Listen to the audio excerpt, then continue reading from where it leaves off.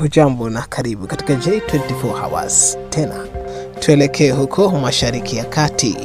Mashambulizi ya Israeli yanaendelea huku mataifa kadhaa yakilitambua taifa la Palestina.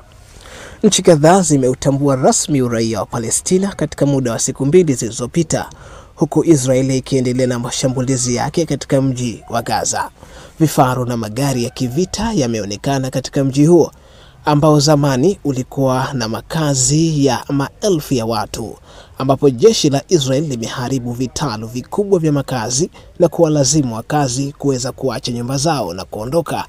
Mashambulizi hayo yanaendelea huku rais wa Marekani Donald Trump akijiandaa kuhutubia Baraza Kuu la Umoja wa Mataifa mjini New York baadaye leo, ambapo viongozi wa dunia wamekusanyika kwa ajili ya mkutano wa 80 wa kila mwaka wa shirika hilo.